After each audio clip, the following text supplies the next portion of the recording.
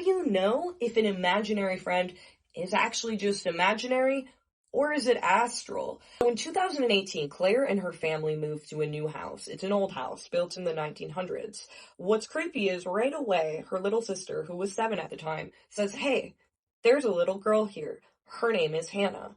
The entire family thought it was just an invisible friend, but now they're really not so sure. So things started to get weird. She would ask her little sister, "Hey, do you want to play a game today?" And her little sister would say, "Sorry, I can't. I'm playing with Hannah."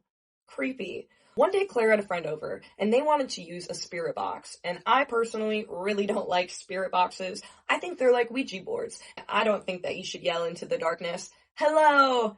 and expect light to come through. But that's just me. Nevertheless, they actually said they didn't have success with the spirit box and were not connecting with any entities. However, Claire and her friend did do something when the spirit box was working. They started taunting Hannah. They started calling Hannah names. And later that night, they went to the lounge, and while they were sitting there, the lounge lights went out. Creepy. When Claire went to sleep that night, she says she was woken up by a young girl who was dressed in clothing from the 1900s. Now, she saw this little girl multiple times and assumed that little girl was Hannah. When she was sitting at her desk, she would feel something stroking her hair. Other family members started experiencing paranormal things, and they moved to a new house. Except it was also an old house, and I guess it was also haunted, because right when they got there, the little sister said, "Hey, y'all, Hannah's here too."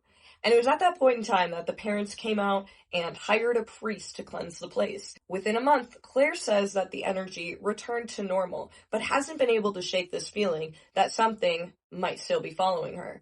That is an insane story. It's hard when you're talking to a child, when they start talking about something. You don't want to be like, "Hey, is that a demon under your bed?" But it can get really creepy really quickly. Did you ever have an invisible friend? Let me know in the comments below.